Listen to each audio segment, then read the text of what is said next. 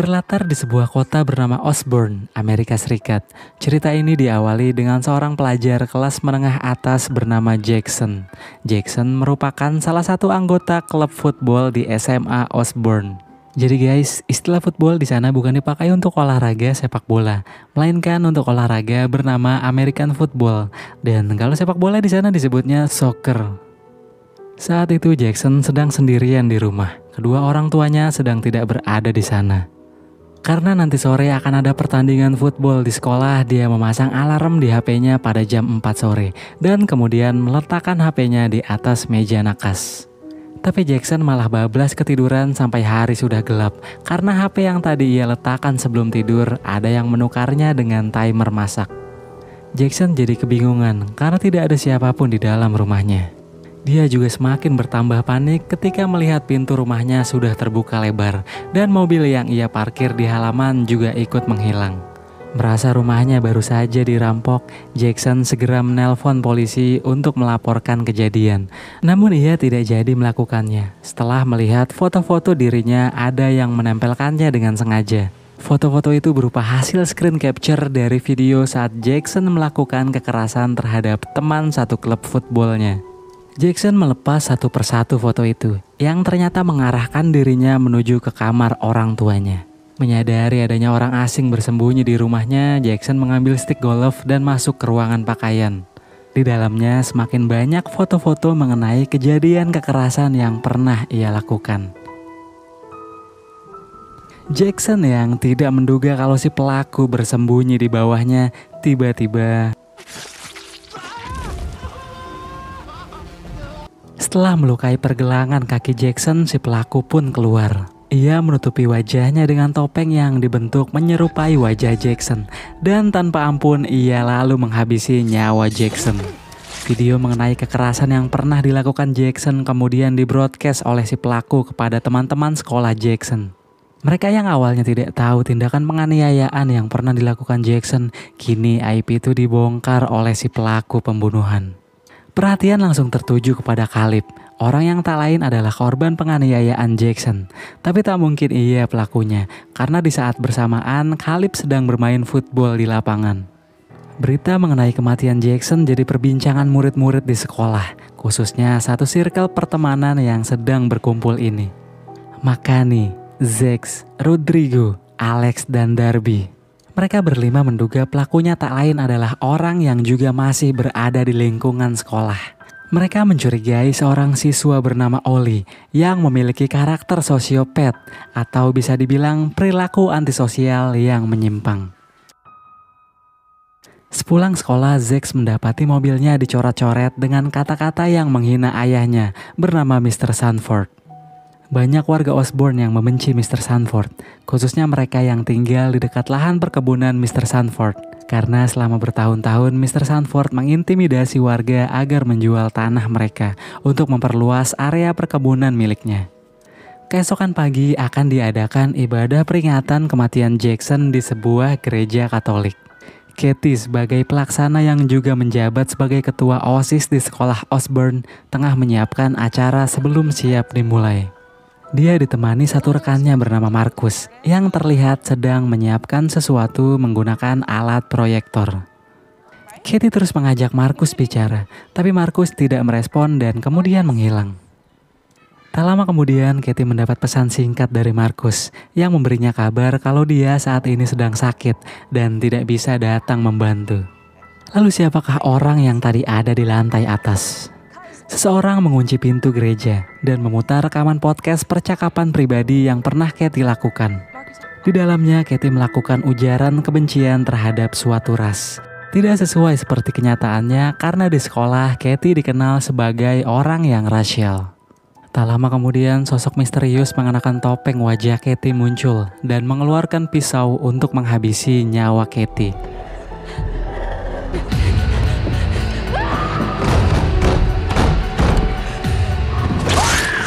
Meski terluka, Katie masih sempat menyelamatkan diri ke dalam tempat pengakuan dosa dan menelpon 911. Tapi belum sempat ia menyelesaikan laporannya, orang itu muncul di belakang.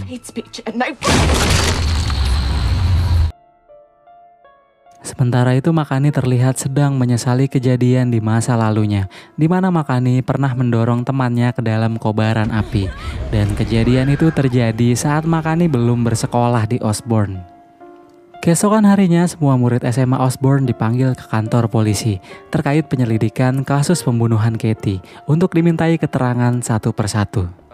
Saat tiba giliran Zack, polisi malah menyuruhnya pulang karena ayah Zack yang bernama Mr. Sanford sudah menyewa pengacara dan menggunakan hak konstitusional.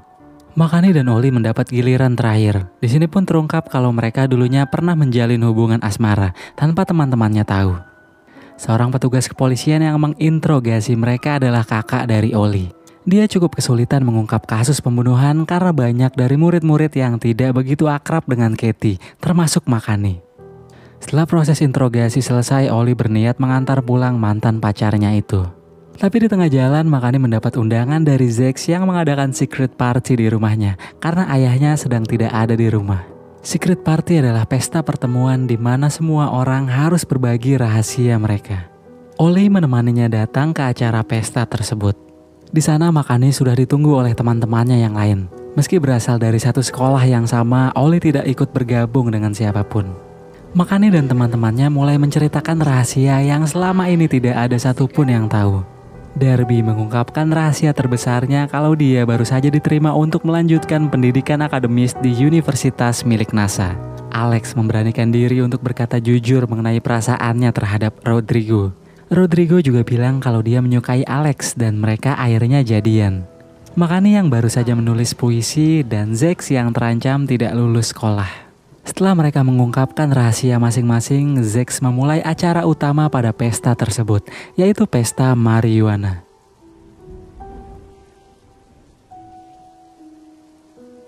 Di saat yang lain lagi bersenang-senang, Rodrigo melihat butiran-butiran pil fentanyl yang selalu ia konsumsi berserakan di lantai. Fentanyl adalah obat pereda nyeri golongan opioid sintetis yang kuat dan termasuk dalam golongan narkotika. Sementara Rodrigo adalah orang yang menyalahgunakan obat ini. Tak lama kemudian semua tamu secara serentak mendapat pesan dari si pembunuh yang selalu menggunakan topeng-topeng wajah korbannya. Di mana isi pesan itu mengungkapkan rahasia terbesar Rodrigo adalah seorang penyalahguna obat terlarang. Tiba-tiba lampu menjadi padam. Semua orang yang hadir melarikan diri setelah menyadari si pembunuh ada di antara mereka. Pembunuh bertopeng itu menampakkan dirinya. Kali ini dia mengincar nyawa Rodrigo. Meski berhasil keluar dari rumah Zack, namun si pembunuh menghentikannya menggunakan stun gun yang hanya dimiliki oleh petugas kepolisian. Dan setelah itu,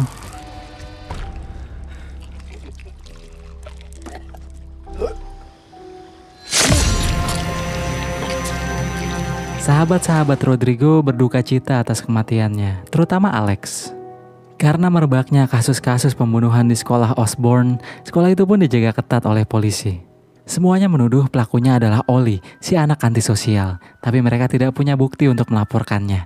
Alex sendiri berpikiran kalau Ollie menggunakan stun gun milik kakaknya yang seorang polisi. Tapi Makani tidak mempercayai tuduhan mereka terhadap mantan pacarnya itu, karena ia sangat mengenal Ollie. Mereka tidak pernah tahu kalau Makani pernah menjalin hubungan asmara dengan Ollie. Keesokan harinya Ollie datang ke rumah Makani untuk mengajaknya jalan. Ya sambil ngarep-ngarep balikan gitu. Ollie menceritakan tragedi yang menimpa kedua orang tuanya saat ia masih kecil. Di mana kedua orang tuanya tewas dalam kecelakaan mobil. Ayahnya tewas di tempat, sedangkan ibunya tewas di rumah sakit karena kehabisan darah. Kejadian ini menimbulkan traumatis pada Ollie, sehingga karakternya terbentuk menjadi seorang sosiopat.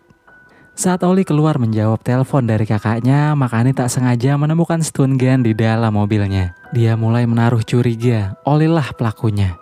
Ditambah lagi Ollie membuka rahasia yang selalu Makani tutup rapat, bahwa Makani pernah membakar temannya. Makani segera pergi meninggalkan Ollie, karena takut jadi korban berikutnya. Sesampainya di rumah, ia segera mengambil salah satu pisau di dapur, dan menutup rapat pintu kamarnya untuk berjaga-jaga. Dia pun tertidur sesaat, dan terbangun setelah mendengar suara yang mencurigakan. Ia terkejut begitu melihat pintu kamarnya sudah tidak terkunci dan pisau yang ia siapkan juga menghilang. Makani memberanikan diri keluar kamar untuk melihat situasi, di mana seisi ruang tamunya sudah dipenuhi gambar wanita yang pernah ia dorong ke dalam kobaran api. Dia juga menemukan sebuah koran yang pernah memuat kejadian itu. Dan tiba-tiba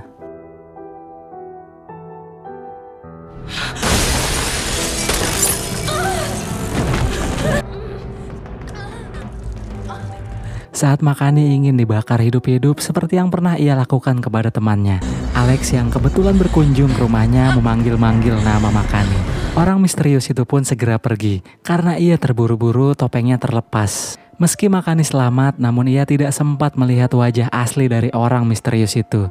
Tapi Makani yakin kalau pelakunya adalah Oli.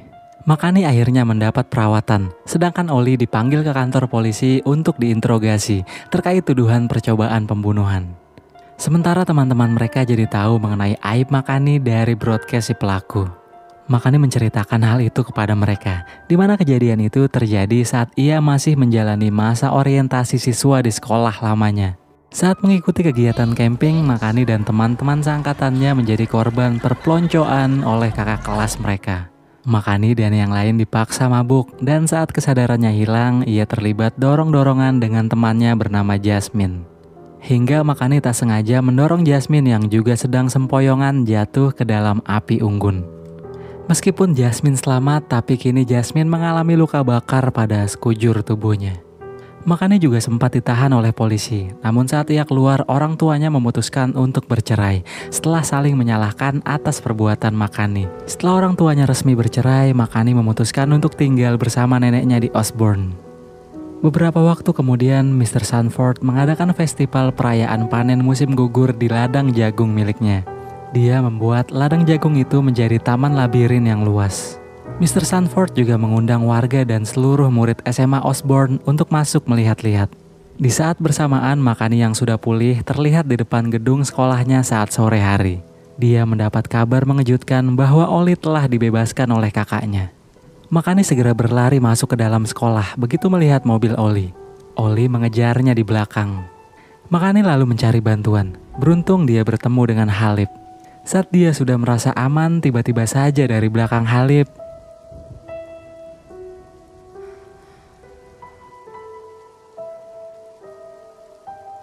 pembunuh misterius itu muncul lagi dengan topeng wajah Halib. Beruntung sebelum Makani juga menjadi korban, Oli datang tepat waktu. Sebelum pergi, orang misterius itu meninggalkan pisaunya. Makani tidak bisa berkata apapun. Ia merasa terkejut. Kalau Oli berada di sini, lantas siapa pembunuh yang selalu mengenakan topeng wajah korbannya tersebut? Oli segera menghentikan pendarahan Kalib dan memanggilkan ambulans. Darby dan Alex juga datang ke TKP. Sementara Makani menyadari kemungkinan korban selanjutnya kini berada di tempat festival Mr. Sanford.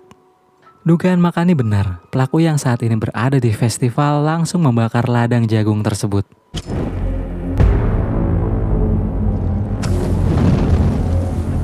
Makani dan yang lainnya segera bergegas pergi ke sana untuk mengejar si pelaku. Di dalam mobil ia meminta maaf kepada Oli karena telah menuduhnya. Dia lalu menelpon Zax dan mendapat kabar kalau ladang jagung ayahnya terbakar. Kini semua pengunjung dalam ancaman. Begitu sampai di sana mereka tidak menemukan jalan masuk karena tempat itu kini sudah dikelilingi oleh kobaran api. Oli segera mengambil keputusan dengan menerobos masuk menggunakan mobil dan membukakan jalan bagi pengunjung yang masih terjebak di dalam. Karena suhu semakin panas, mereka pun turun. Oli mengambil stun gun milik kakaknya dan Makani membawa pisau milik si pelaku. Darby dan Alex menunjukkan jalan keluar untuk mereka yang terjebak di dalam. Sementara Oli dan Makani terus mencari pelaku pembunuh misterius. Psikopat itu sudah membunuh banyak murid-murid di dalam. Oli dan Makani akhirnya menemukan psikopat itu yang sedang bersiap menghabisi Mr. Sanford. Meski mereka berdua datang, namun Mr. Sanford tetap dieksekusi di tempat. Dan orang itu melepas topengnya. Mereka terkejut begitu tahu orang itu adalah Zack. Oli segera mengeluarkan stun gun, tapi sialnya stun gun itu tidak berfungsi. Zack selalu menusuk paha Oli dengan pedang, sedangkan Makani yang membawa pisau tidak memiliki keberanian untuk melawan. Makani lalu menjadi sasaran. Sebelum ia membunuh Makani, Zack mengungkapkan kalau ternyata Zack selama ini membenci sikap ayahnya. Atas kelakuan ayahnya, Zack jadi ikut dibenci oleh orang-orang di luar. Ia juga mengungkapkan motif kenapa ia membantai teman-temannya di sekolah. Zack tidak menyukai orang-orang yang menyembunyikan rahasia. Menurutnya itu munafik, karena di balik wajah yang selalu mereka tunjukkan di depan orang-orang tersimpan rahasia yang kotor, seperti bersembunyi di dalam topeng. Itulah kenapa ia selalu mengenakan topeng wajah korbannya dan membuka aib mereka setelahnya. Zack ingin menunjukkan kepada orang-orang siapa mereka sebenarnya. Makanya bersiap dihabisi. Namun beruntung stun gun yang Oli coba tembakan berfungsi kembali dan Makani segera menusuk Zack.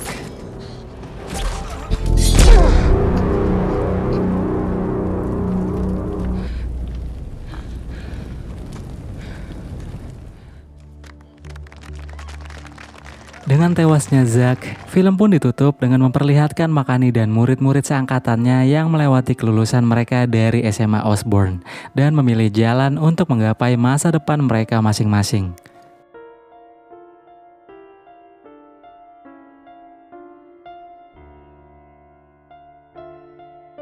Sementara Makani sudah menyampaikan rasa bersalahnya kepada Jasmine dan meminta maaf. Dia juga kini kembali melanjutkan hubungan asmaranya dengan Oli.